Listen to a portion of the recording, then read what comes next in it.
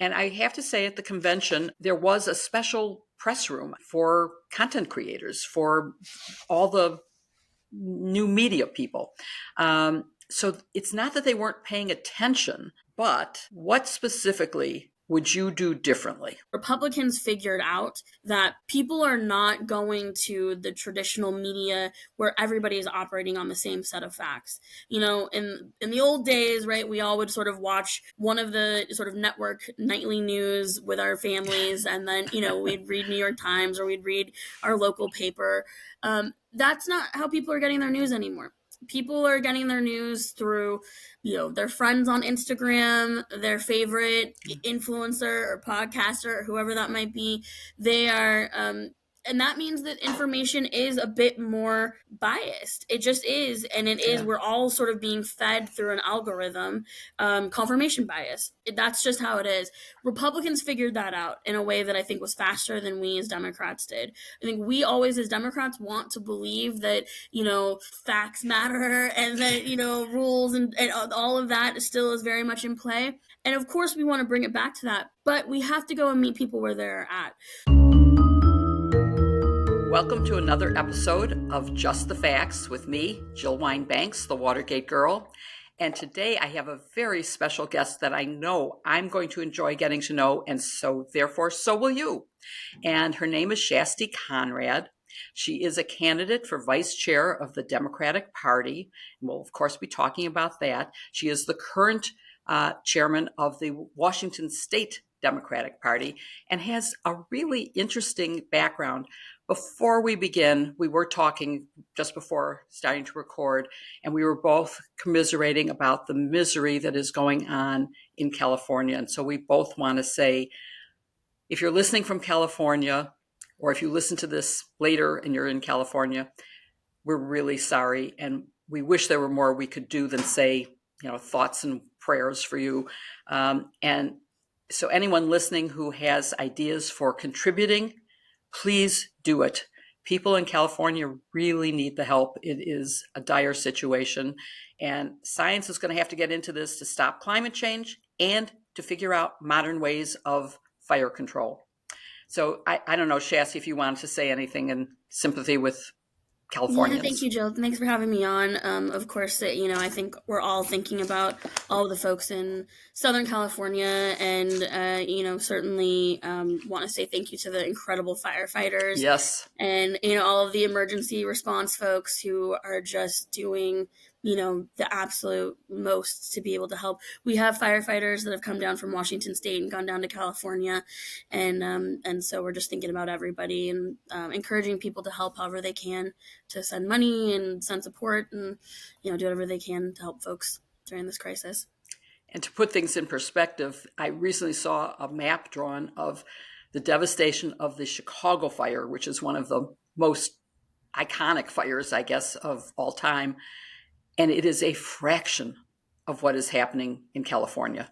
So it's really awful. But on to the show, because you are a candidate.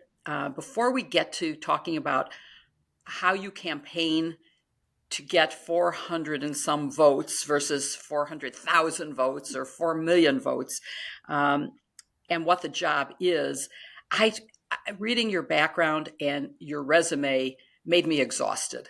And so I want to, you know, you are the first woman of color, the first Asian to be head of the Washington State Party. But I didn't see anything about your background at first. I had to dig in to find out that you had been born in what was probably then still Calcutta, but Kolkata now. And so talk about, you came here at 2 years old. 2 months. 2 months. Oh my Yes. God. So you really, you have no memory then of India, I assume, right? No, I came as an infant. Basically, I was left at an orphanage pretty much as soon as I was born, and then matched with my mother, who adopted me, who lived in Oregon. And as soon as I was healthy enough to travel, I took the big flight all the way to the United States and landed with my mom and my grandparents. Wow. And you were in rural Oregon? Yes, grew up in a small town of about 12,000 people.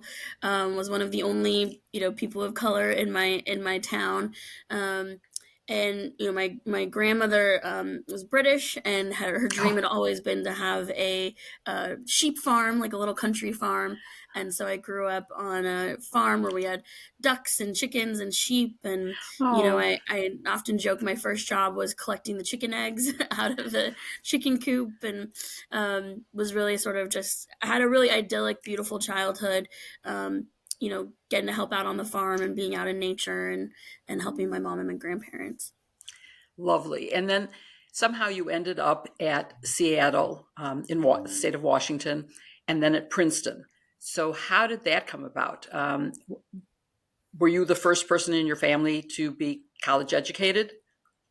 No, my mother had gone to college, but I did get a scholarship to Seattle University. It was a full ride leadership scholarship, and it allowed me to have tuition covered for all 4 years, which was an incredible Wow. gift. And I really do think allowed me to be able to go into a career of public service because I didn't have massive amounts of debt, and so it allowed me to pursue things that didn't always pay but were my Right. passion, which was politics and government.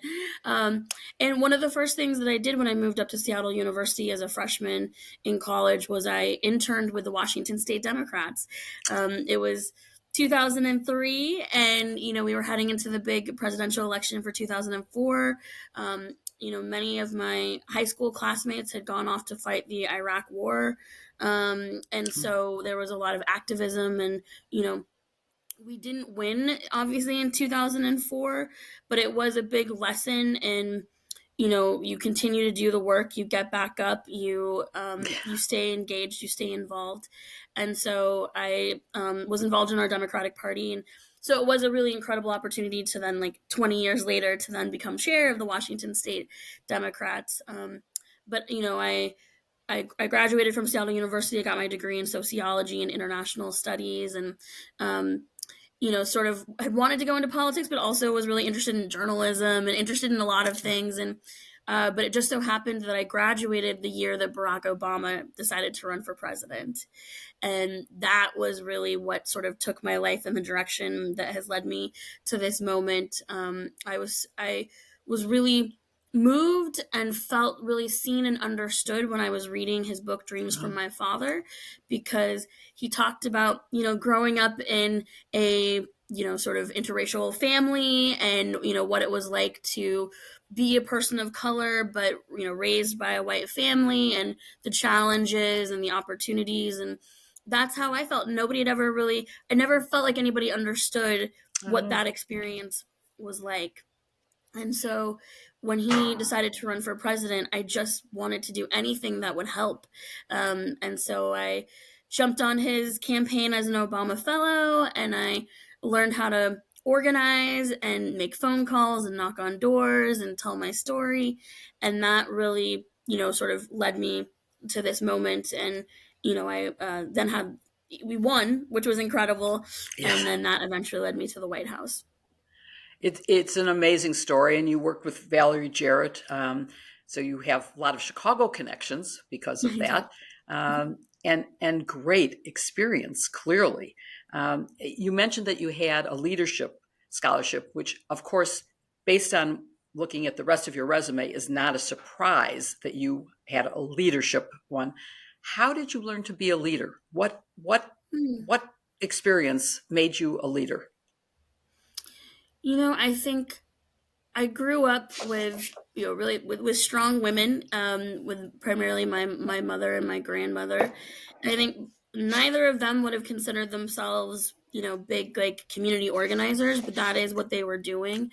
My grandmother, really was kind of like the pillar of the community and in her church community, and she really would organize people to go down to the city council and fight against like clear cutting that was happening in our community. And really she was born in well she was a British citizen, and so she got her citizenship in the United States in her 50s. And so that was really sort of, civic engagement was really important to her. And so she would take me to the polls when I was a kid. And, we talked about sort of public service. We talked about the issues of the day. My mother was a daycare center owner, but she, in her own way, was always working to try to help people who came from, more marginalized backgrounds. She would always pay her staff first and pay herself last.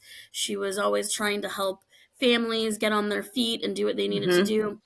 And so I think seeing that, those examples of, sort of just trying to do what's best and help other people, led me into just seeing that as that's what we are supposed to do. That's our Yeah. time on this earth, is about helping people.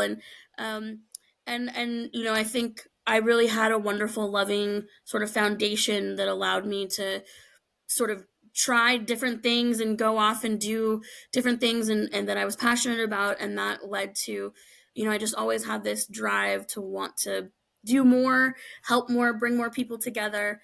And that, I think, is really where the sort of kernels of that leadership, bug kind of got started.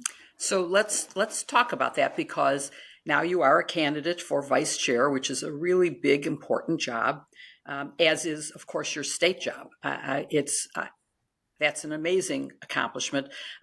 You are you just I happened to see online that you just turned 40, so happy birthday just a few Thank months you. ago. And look at all you've done already. I can only imagine what lies ahead. But you've been endorsed by one of your senators, Senator Cantwell. You've been endorsed by Maxwell Frost, Mm-hmm. both fantastic people. You have a great website. I just have to say, when I looked at it, it's so easy to navigate. Congratulations on that. And it talks about a number of things that I want to pursue with you. It talks, of course, about what your main principles are. It also, before we get to that, though, I just have to say you have worked for, in addition to the White House, you've worked for 3 Nobel Prize winners. I mean, that's pretty amazing that you even know one, let alone 3. Um, that must be very inspirational as well. So one of them was Malala, who, and another, of course, was Obama, who you mentioned, and the third, and I hope I say his name correctly. And I've been to India 5 times. I love it, but it's Kailash Satyarthi. Did I do anything close to his name? Close. Close. Kailash. Kailash. Kailash Okay, Kailash, but Satyarthi. I got the Mhm. last name right. Okay, Yes, half you is did. good. Half is good. Not good enough, but and he's doing this amazing thing with youth. And so, what do you see in terms of youth here, and what youth can do, and how we are not using youth properly and not engaging youth properly? Hmm. Well, I do want to say I do feel like I'm truly blessed to have been able to sort of sit at the feet of these incredible teachers, right? To be able to see up close and personal Malala's leadership, Kailash's leadership, and certainly President Obama's leadership. And there was a fearlessness to all 3 of them. And both, I heard Malala and Kailash, and I think President Obama talked about this a little bit too. Of, when you give your life over to service and service of others, you know that nothing can hurt you, right? Like, and even if Yeah. you give your life in that service, it's worth it. And I think that led all of them to sort of have this constant sort of push and desire to make things better, to bring more people in. And I certainly saw that and felt that, and that has certainly shaped my perceptions on leadership. I think particularly with youth, all 3 of them, I do think, um, really were leaders on youth mobilization. Even President Obama really was able to um, get young people really excited. Me being one of them, I was fresh out of college when he first ran. Get really excited about being a part of their social movements. I mean, yes, Mm-hmm. that it was a presidential campaign, and yes, these are campaigns to try to get more funding for girls' education or to end child labor. But it really is about trying to get people to feel empowered, to Yes. participate, to engage. Um, and in this particular moment, there's always conversation about how do we get more young people involved. And I always tread a little bit carefully here because I do think it's a lot of pressure on young people. This Mhm. idea that they need to like save the world, right? That like that the future of democracy or sort of rest on their shoulders. That's a lot of pressure on a 22-year-old. And so I do think that what we all need to do is create the safety net and the safe space for young people to be able to lead the way that they feel best suits them. They understand their generation better than the rest of us. And so we, as folks who have come before them, need to create that safe space for them to be able to feel like they can try, they can experiment, they can fail, and it's okay, but we will catch them and we will be there for them. I think in this moment, young people are seeing a future that is worse than their parents' future. They're seeing rising costs of living. So much of their struggle is that they're not. It's so hard to make ends meet, and certainly young people are really driven by the issues, climate change being probably one of the biggest. And we have to listen. We have to make space to listen to young folks, so that we hear what those frustrations are, where those passions lie. We have to meet them where they're at. And that is both the sort of the medium as the message, right? We have to go to these spaces. Certainly this potential shutdown of TikTok is upsetting, because I do think that is a massive community for not just young people, but for many people to connect and get information. But we have to go to these podcasts, right? Go to these places where young people are listening and are connecting with each other. I think those spaces are also places like Twitch and gaming, and it's where regular people are. So I think there's a lot of work that the Democratic Party needs to do to connect with young people, but also not to tokenize them, to really create space to let them lead. During this campaign, I have spoken with the college Democrats, I've spoken with the young Democrats, with the DNC's Youth Council, and their asks are so reasonable. It's like, hey, Yeah. can you just give us a little funding so we can have an executive director so that we can do our organizing on college Yeah. campuses full time? That's all they're asking for. And when you see a presidential campaign that raises $1 billion and spends $1 billion, a little money to help the college Dems be able to do the Yeah. organizing they're already doing feels like a drop of the bucket and something that we should be able to do. And the other big ask from the Youth Council was to make sure that the DNC's appointments go to young people. Right now, there's nobody under 35 that is an appointed DNC member, and that Well, let me that's stop you not for a a second, yeah. because not everyone listening is going to know what being a DNC member even means. Okay. And so let's look at, in a broad way, the campaign that you are engaged in now. The DNC is composed of 400 and how many members? 48. 448 Yep. members. And how do you become a member? And what you do as a member? And then how do you reach out? Because you don't care. I mean, you're on this show talking to people, just people like me, but I don't have a vote. So it's not going to matter if you impress me. You have to get this message to 448 people who will vote. Mm-hmm. So talk about that. So yes, so the Democratic National Committee is made up of these 448 members.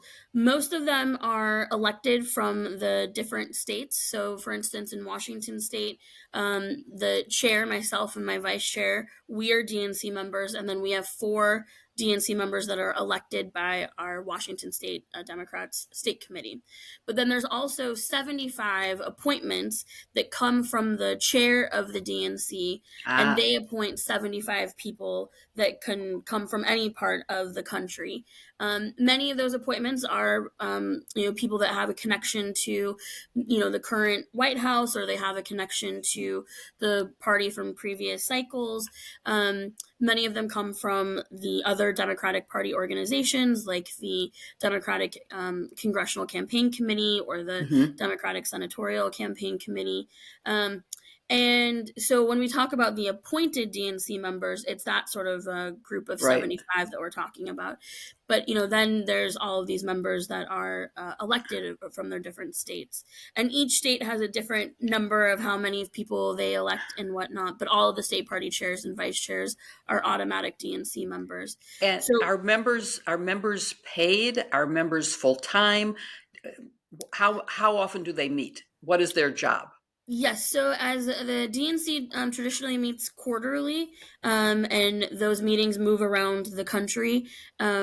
People typically pay their own way, which is partially also why sometimes it's challenging for younger people to run to be DNC members, or people from who are working class, middle income, and whatnot, because it is expensive. My DNC members tell me that they spend upwards of $10,000-$15,000 a year sometimes to Wow. go to all of these meetings and whatnot and participate.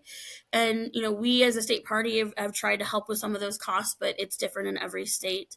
And we gather quarterly, and typically we are meeting with the different caucuses and councils, and then there will be an agenda that we may take a sort of cursory vote on something. My first DNC meeting 2 years ago was where we voted on the changes to the primary calendar, where South Carolina moved up to be the first state in the presidential primary calendar for us. But other periods of time, it's other issues that the Democratic Party may be picking up. And it's mostly a place for us to connect, I think, as Democrats, to talk about what's working in our states and bring forward different ideas. That is what I'm hoping that we do more of in this next iteration of the Democratic National Committee. I think we need more space to be talking to each other, more time to engage and actually help to inform the national strategy from the states, because I do think that a lot of us out here in the states feel like the national party doesn't always see all the work that we're doing, Right. and see the ways in which we maybe have a really good pulse on what's happening in our states. So do you have to reach out personally to the 448 members? Well, 447 because you're a member. So Got my vote, yeah, right. I assume, that's a lesson that I learned in grade school about voting for yourself. And I think it's in my book. So anyone who wants to know the story has to read The Watergate Girl. It's an important lesson in supporting your own candidacy. And I assume you have the votes of the fellow members of the Washington delegation to the DNC. So yes. all those others, how do you reach out to them? Do you have to travel to do that? Because that would be really time consuming and expensive. So yes, so this is a relationship, role, I think. And so, it's been really important to me to call everybody. Yeah. I've made over 300 phone calls, and am continuing to get through the list. And we have 4 forums this month. We just had our first forum this past weekend that was geared towards the southern region. This week I'm traveling to Detroit, where Yes. the DNC is hosting forums for all the different leadership positions on Thursday. And then we'll have another virtual one next week for the western region, and then the last one will be at the meeting in Maryland ahead of the actual vote, which is on February 1st. And so, yes, I'm calling everybody. I am, listening and asking questions about what's happening in their state. What do they want to see? And, what I love about this moment is that people want to talk about the party. People want to talk about the direction we're going in. They want to talk about leadership. They want to talk about the messaging. They want to talk about organizing. And that's my favorite. Those are my favorite topics to talk about. And so it's been really illuminating listening to people, because I actually think there's a lot more that we agree on, and we really are in a moment where folks want this party to succeed, but they feel like they haven't been heard. And so that's what I see as a big part of my job. That's my job. So let me just remind or tell our listeners and viewers that you can watch these forums. They are on the DNC YouTube channel, and it is very illuminating to watch. I did interview one of your competitors, another candidate for vice chair, Adam Frisch, so that you can also see him on this. And I am available to any of the candidates for chair or vice chair who would like to come on the show. Just contact me through LinkedIn or through Politicon, who is our producer, wonderful people.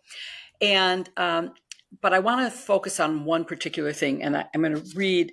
You said, well, first of all, you have 4 principles in your website, which says transparency, trust and respect, investment, innovation, and economic populism. And under innovation, you have, and this is what I want to read, Democrats need to innovate how we communicate with voters by prioritizing long-term unscripted conversations with content creators on every platform, podcast, live stream, AI. Republicans prioritize new media tactics. Democrats stayed glued to traditional media. The fact that Republicans came off as more trustworthy and authentic this past election cycle is a damning indictment against the status quo. So I want to talk about, in the time we have left, I want to make sure we cover a couple things. And one of them is the big gap, which is how we communicate. I don't think it's the message, although I want to talk about that too, and whether Make America Great Again is just sort of an easy summary that the Democrats didn't have. But more importantly, where Democrats were communicating. And I have to say at the convention, I'm sorry I didn't get to meet you there, there was a special press room. I had press credentials, but there was a special one for content creators, for all the new media people. So it's not that they weren't paying attention, but what specifically would you do differently? Well, I think that I do think the messaging is a part of it, right? Which is, I think that we ran on 17 different, sort of specific ideas and whatnot. And I think that that is challenging when you are in a space like this, right? Where maybe you have 30 minutes, maybe you have 5, but you need to be able to quickly get out what that message is.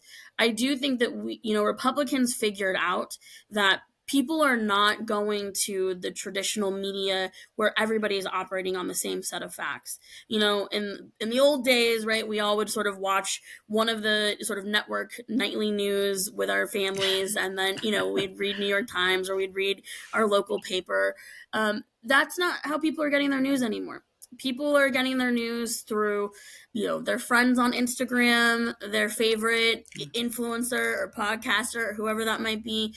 They are, and that means that information is a bit more biased. It just is, and it is. We're all sort of being fed through an algorithm, confirmation bias. That's just how it is. Republicans figured that out in a way that I think was faster than we as Democrats did. I think we always as Democrats want to believe that, facts matter and that, rules and all of that still is very much in play. And of course we want to bring it back to that, but we have to go and meet people where they're at.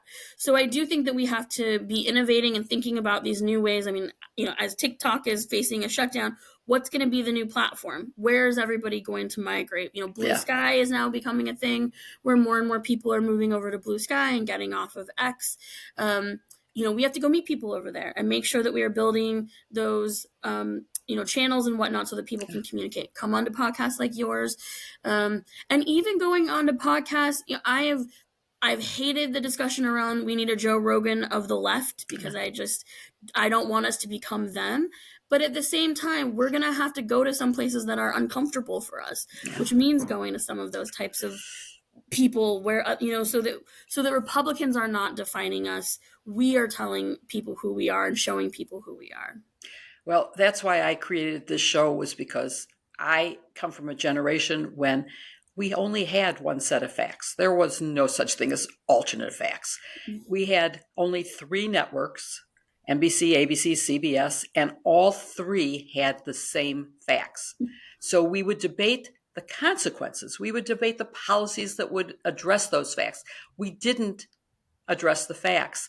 And I'm going to move to a slightly different thing, which is one of my favorite columnists is Jen Rubin, who also has a podcaster, but has just resigned from the Washington Post to start her own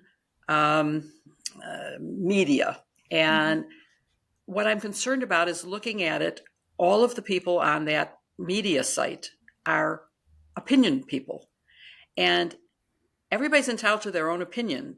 Nobody's entitled to their own facts.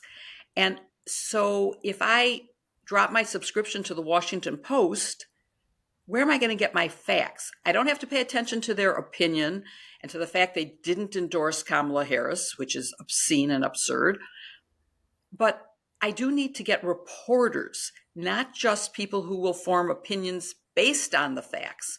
So what's the answer to that? Because for sure, TikTok, Instagram, and I do post on there and I post facts, but a lot of people are posting a baloney. I used to have a show called iGen Politics with Victor Shi. He posts facts, and he just got fact checked, or what do you call it? Content moderated by the community, whatever it's called, saying he was saying false things when what he was saying was true. And so people who listen to Fox News, which we need to talk about why they're more successful than anything the Democrats have put together, why they have more viewers and why MSNBC is losing them. How do we get the facts out? How do people learn what is fact and what is fiction? We, as a Washington State Democratic Party, we take the information that we are sharing very seriously. And so I do think that it will be finding those trusted organizations. I do believe that the National Party is also a place for those facts as well. We're going to have to be really clear and really uphold those facts as much as possible so that people know that they can come to trust the information that we are putting out. Because I do think that in this new sort of media landscape with, Facebook saying they're not going to do the fact checking anymore, right. Certainly what's happening on X, it is really challenging. And it is like, I do think that, a lot of what is sort of impacted this past election cycle was the misinformation and the disinformation that was flying around. And it is really challenging. And look, people are exhausted. They're working all the time. They're burnt out. It's really difficult to find time to go and try to find the right sort of sources that you can trust and make sure that you're getting the right information. I'm like everybody else. I doom scroll, and I'm also sort of flipping through, and I get it. But I do think that we have to look to those organizations that, will continue to put out facts, and we have to go to them. And I think with journalism, certainly during the first Trump administration, journalism, lawyers were incredibly important. And that is what we're going to need again, I think, in this cycle, even more than ever.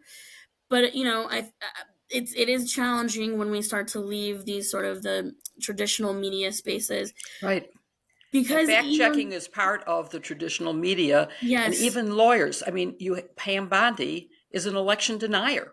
Right. And so you can't tell just from the fact that someone's a lawyer or a journalist that they are telling the truth. I just want to mention, I am in conversation with scheduling someone from a new program it's a news literacy program, where they are teaching particularly young people how to tell the truth from fiction. And I think adults need that too. I don't want it limited, honestly, to children, because we are bombarded.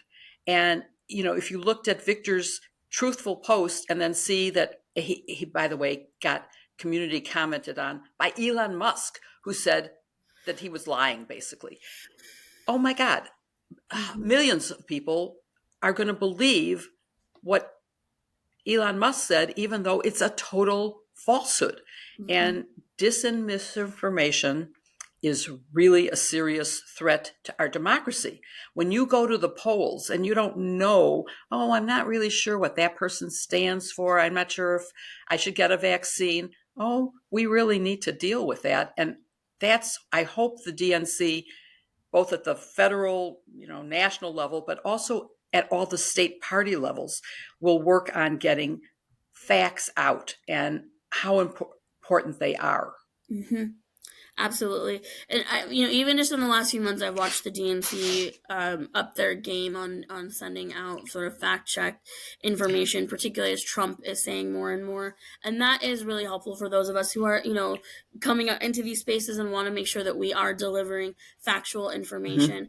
But, it is going to be challenging. And I think we're going to all have to figure out how to be able to say that this is a trusted source and truly genuinely mean that that is a trusted source, and make sure that we're driving people to find that fact-based information, because it's going to be even more challenging when you have President Elon Musk basically running the show. While we're talking about communications, words matter. Facts and words both matter. And the Democrats were criticized greatly, even by people who used to be, like Bill Maher, for woke language. And so I want to talk about that, whether that hurt and how important it is, and to distinguish what in my mind is a difference between supporting LGBTQ, supporting various organizations without using woke language. I, for a long time, was saying people who could become pregnant because I want to recognize the trans community. And it gets so much pushback that it offends enough people that I have to wonder about it. And I did notice on your website that you used WOMXN,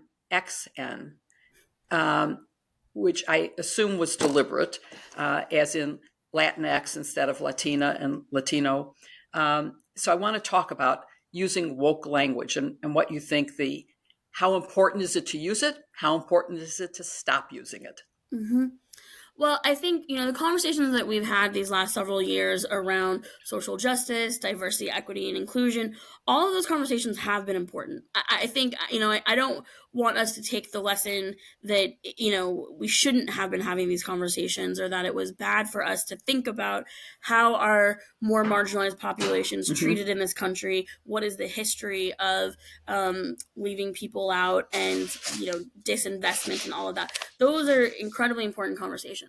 The mistake that I think that we made as Democrats is that we made people feel like we were prioritizing other communities over them. And I talk a little bit about there's this concept in architecture called universal design, and the idea of universal design is that if you in a sidewalk, you build a curb cut and it's meant to make it easier for wheelchairs. Well, it turns out that curb cut is actually helpful for people with strollers, with a grocery cart, Yes, with where, I don't want to trip over a curb either. So I sometimes like to use them too. and it's the idea that if we build with the idea of, making space for, sort of people who need that additional support, that we all benefit from that. That is what the Democratic Party needs to do. We need to not abandon those key communities that have been our base for decades and decades and decades. Part of the reason why I wanted to step up to run for this vice chair seat is because I felt strongly that I wanted, as a woman of color, to say, like, this party can't abandon people who look like me. We can't abandon, Black women and all of that. So it is important that we don't walk away from those folks and we say, oh, woke language, we're giving up on all of that. No, woke language has also been about respect. It's been about inclusion. It's been about having conversations about equity. All of those are important. But what we needed to do was to make sure that people felt that we saw them too. We see you, that you are just as important, and that we want you to be a part of this big tent, be a part of this Democratic family, and that, our economic policies will benefit everybody. When we talk about rural organizing, it is rural communities include, white folks. It also includes Black and brown folks. When we talk about the minimum wage and raising the minimum wage, when we talk about paid family medical leave, when we talk about reproductive rights, that benefits everybody, including men. And I think that we as Democrats, I think sometimes we're so conscious in trying to gear it and target towards specific constituencies that we made everybody feel like they were pitted against each other. And that's what we have to stop doing. But we cannot. How do we stop doing that? That's the question. I agree with you, but how do you show that everything helps everybody? I love having a curb cut for my bicycle, but um, I also value it as someone who has worked for the disability community or Right. the differently abled. Again, a woke concept to say differently abled instead of disabled. And I'm willing to go along with all that, but not at the risk of people going, oh, I can't support you because you're being ridiculous. And so I'm trying to find the right balance Yeah. and how you do that. I think as Democrats, sometimes, right, we come off as though we are lecturing everybody. And I think that's where, after the election, I called my labor leaders. And, I talked to one of the guys from the building trades, and he said to me, I don't want to talk about pronouns. I want to be able to be in a meeting and not have to worry about saying pronouns. And I said, okay, okay. And I think, in the past, maybe we've been like, no, you have to. It's like, okay, on this one, I'll let it go. But that means we still can't abandon our trans siblings, right? Like, Right. you don't want to do pronouns? Okay. But that means we still make room to make sure that it is comfortable, it's safe, and that we are upholding those parts of the community. That's really important too. And if it is, that's okay. But we're not going to come down on you and tell you that you are bad and wrong for where you're at. We're going to hopefully hope you get to a place where you're going to see why there's value in doing that. But if you're not there yet, we're not going to yell at you about it. And I think as Democrats, we have to recognize that people don't want to feel like they're bad or they're doing bad things or they're doing the wrong things. And, we talk big tent, we have to be able to say, like, we're going to meet you where you're at, and we're going to hopefully you're going to see why we're doing the things that we're doing and why we're talking about it the way we're talking about it. But for right now, we want to talk about the fact that we want to make sure that you can, get food on the table, that you can pay your bills, you can take care of your kids, you can take care of your aging parents, that you have what you need to have a successful, fulfilling life. That's what we want to talk about. And that's why I say the economic populism part of it is so important too, because that cuts across every single group. And that is where I think we missed the mark a bit, because we had a lot of good to talk about.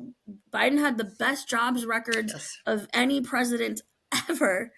And so we had good things to talk about, but I think we got caught up in trying to over explain and divide it into all these different ways. And all we just needed to say was like, look, we understand that it is rough. It's rough right now, but here's what we're doing to try to make it better, and here's our plan for the future. And I think we just, Trump was able to meet them in their rage, and that was powerful. And that, was that he did a better job of us in being able to connect at that level. You made an interesting point, because rage is not intellectual. Rage is emotional. And we had the right policies. We have, not had, Mm-hmm. we have the right policies. The things that Donald Trump is proposing are going to hurt the people who voted for him. They are, except for the tech bros and other super rich people. It's not going to help you. It's not going to help me. And somehow we have to make a intellectual argument about policies that work real. And I'm hoping in the next 2 years, before it's too late, that people will see the damage that Donald Trump will be doing, and that in the next midterm elections, Congress will flip back to Democratic in both the Senate and the House, so that we can accomplish things. But let me ask you one other question about the Democratic Party, and that is the other criticism, aside from this communication channel issue and woke language, is that they haven't been proactive enough. They haven't done what the Republicans have spent years getting state houses and state legislatures and judicial appointments. They've really focused and done things, and we keep reacting. Democrats are reacting, they aren't proactive. What is your plan to make the Democratic Party more proactive? Absolutely. There's this sort of famous saying, which is that Democrats fall in love and Republicans fall in line, and we spend a lot of Yeah. time as Democrats, right, like trying to find the best person and doing all this, and the Republicans have had an agenda for the last 50 years and they have not deviated from it. It has been one where it is about getting those judicial appointments. It is about pushing sort of Christian nationalism. It is about just consolidating power. We, in our desire to be big tent, right, a lot of times are sort of we're chasing the squirrel all over the place, and we have to be very clear. We know what they're going to do. They wrote it out in Project 2025. Yeah. We have to not just be reactionary to that, but we have to tell people who we are and what is our vision for the future. What do we want to see? And we have to be hopeful about that, because people want to feel hope. They want to feel inspired. They want to feel like it's possible to have a better life, for things to be going better. Where we failed in this past election is that people didn't feel like we could make those changes. They didn't trust us to be the ones to fix the problems, and they felt like there was a lot of problems. And so, the Democratic Party has got to say, this is who we are. This is who we are. This is what we want. This is what we are doing, and this is how we're going to get it done. And that is a plan that I will work together. If I get this job, I will work together with the new chair and the other vice chairs and whatnot on the leadership team to craft that. But we have to hit the ground running. We don't have much time to play here. We have at best maybe a few months while the Republicans are in chaos, and then we have to be ready to answer this call and to have not just Project 2025, but what is our vision for 2030 and beyond. We have to have a long-term plan here. Yes. And be ready to communicate that to people. I think that you have a plan, and that you also have the skills to make it reality. So that would be a good thing. Let me ask you one last question, which is, you design, I don't know if design is the right word, but created what's called a Beyonce sash for the Democrats. Can you talk about that? Because I'm sort of culturally illiterate. I go back to a time of bipartisanship and facts. That's how old I am. So let's talk about that and why you did it.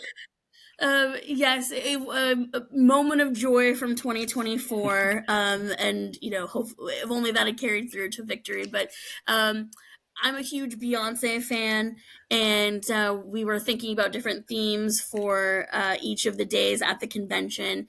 And I did work with a branding firm called Accountability Architects, and we came up with this idea to do Cowboy Kamala based off of Beyonce's Cowboy Carter, which tomorrow right. Beyonce's making a big announcement. I think it's going to be a Cowboy Carter tour, so we'll see if that comes to fruition. But we had light up cowboy hats, and we had a Cowboy Kamala sash, and we were sort of the bells of the ball as we were glowing on the first night of the convention. And I was able to give a cowboy hat and a sash to Governor Walz and to Vice President Harris's team. And also we got one into the Smithsonian for their political inaugurations exhibit. So it was a true moment of joy, and our delegation was really excited to make the connection. And I do want to say, part of the reason why I wanted to make the connection between Beyonce and Vice President Harris was these were two Black women at the absolute highest level of excellence, and bringing in the culture of that moment and the joy of that moment. And the K Hive, which is the sort of fan group for Kamala, is based off of the Beehive from Beyonce, and right. We just really wanted to celebrate that moment. Well, the cowboy hats were astounding. I would have done anything to get one of them. From where I was sitting, I wanted so bad. They were so outstanding, and I assumed it was the Texas delegation, which of course it wasn't, that was wearing them. I can't remember exactly which it was, but they really were. The whole convention was so amazing. I was a delegate for the 2020 convention, which of course happened virtually, which was really disappointing. So I was thrilled to be able to attend this one, not just to support a candidate I thought was extremely well qualified and wonderful, but because I had press credentials for the first time in my life. So I was very excited about that. And it was a great convention, but your hats were fabulous. So thank you for that. Thank you for Absolutely. running for this office. Good luck to you. And we'll be following your career no matter what happens with this, because I know you have a big future in Democratic politics. And thank you for spending this time with me today. And I'll look forward to talking to you soon. Thank you so much, Jill. Thanks for having me on. Big thank you to Politicon, who are old friends of mine, Yeah, for producing. big fans of yours.